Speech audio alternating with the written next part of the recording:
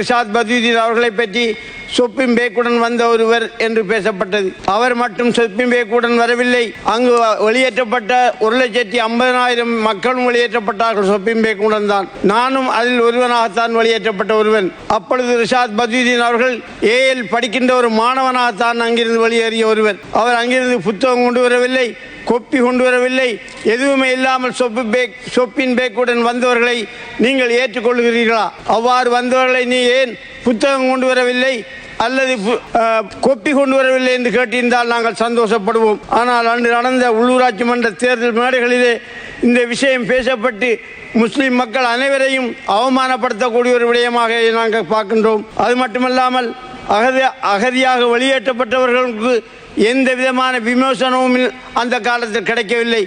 அவர்கள் பட்ட துயரங்களும் துன்பங்களும் மட்டிலடங்காத விஷயமாகும். நானும் அகதியாக இருந்து 20 வருடங்களாக அனுராதபுரம் மாவட்டத்திலே வசித்து வந்த ஒருவன் தான் நானும். ஆகவே நான் மட்டுமல்ல, அங்கு வடமாகாணத்திலே வந்த 1.5 லட்சம் முஸ்லீம் மாத்திரமல்ல, 3 லட்சம் தமிழ் மக்கள் மெனிக் ஃபார்மிலே கம்பியிலே அடைக்கப்பட்டு இருந்த வரலாறுகளை நாங்கள் பார்க்கின்றோம்.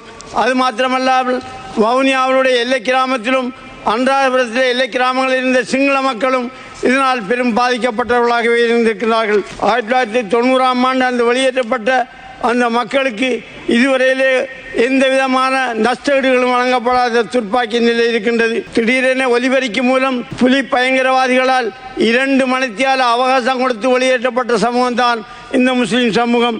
அவர்கள் வீடுகளை இழந்து தாங்களாகவே அந்த ஒலிபெருக்கி மூலம் தங்களிடமிருந்த வீடுகளில் உள்ள திறப்புகளை கையளித்து வந்த வரலாறு தான் இருக்கின்றது.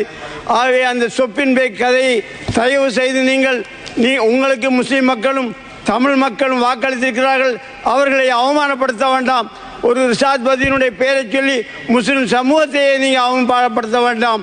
அவர் அகதியாக வந்து சொப்பின் பேக்கோட வந்து கொழும்பு சாகராவிலே படித்து பல்கலைக்கழகத்தில் ஒரு பொறியியலாளராக வெளியேறப்பட்டு ஒரு சமூகத்தினுடைய தலைவராக சமூகத்துக்கு குரல் கொடுக்கக்கூடிய தலைவராகவே இருக்கின்றார். ஆகவே அது பிழையா என்று கேட்கின்றேன். அவ்வாறான தலைவர்கள் இல்லாத காரணத்தினால்தான் நாங்கள் வெளியேற்றப்பட்டு இன்னும் அந்த துயரத்திலிருந்து மீளாமல் இருக்கின்றோம்.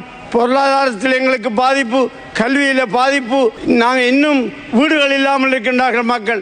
ஆகவே அந்த நிலையை கருத்து கொண்டு இனி வரும் காலங்களிலே அதிகப்படியான ஆதரவை பெற்ற இந்த அரசாங்கம் தமிழ் மக்களுக்கும் முஸ்லிம் மக்களுக்கும் அதனால் பாதிக்கப்பட்ட நஷ்டஈடு வழங்க வேண்டும் என்று கேட்டு, அது மாத்திரமல்லாமல் அதனால் பாதிக்கப்பட்ட அரசாங்க ஊழியர்கள் அநேகமானவர்கள் இப்பொழுது ஓய்வு பெற்றிருக்கிறார்கள்.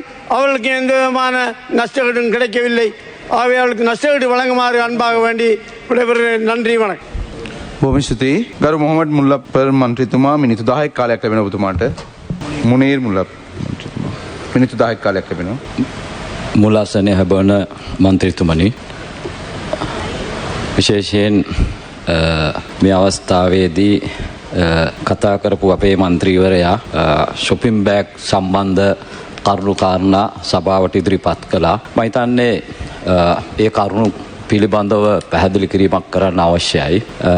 ජාතික ජනබලවේගය නියෝජනය කරන කිසි මන්ත්‍රීවරයෙක් උතුරේදී මන්නාරම හෝ වෙනත් පළාතකින් විශේෂයෙන් අවතන් වෙලා ඒ යුද්ධ අවස්ථාවේදී පැමිණියාම ඔවුන් පිළිබඳ කවදාවත් කිසිම අවස්ථාවක අපට අව탁සේරුවක් නැහැ කියන කාරණාව කියා ගන්න කැමැතියි. உயர்கல்வித்துறையில் 15 வருடங்களை நிறைவு செய்த பம்பலப்பிட்டிய அமேசான் காலேஜ் அண்ட் கேம்பஸில் புதிய வகுப்புகள் ஆரம்பம். முன்பள்ளி ஆசிரியர் பயிற்சி நெறி, உளவியலும் உளவளத்துணையும், கணனி, ஆங்கிலம் மற்றும் முகாமைத்துவ பாடநெறிகளுடன் HND, டிகிரி, மாஸ்டர்ஸ் வரையான பாடநெறிகள் இலங்கை பல்கலைக்கழக மானியங்கள் ஆணைக்குழுவினால் அங்கீகரிக்கப்பட்டு கல்வி அமைச்சின் கீழ் 3ஆம் நிலை தொழிற்கல்வி ஆணைக்குழுவினால் பதியப்பட்ட அமேசான் காலேஜ் அண்ட் கேம்பஸ். மேலதிக விவரங்களுக்கு 0765 204 604 www.amazoncollege.lk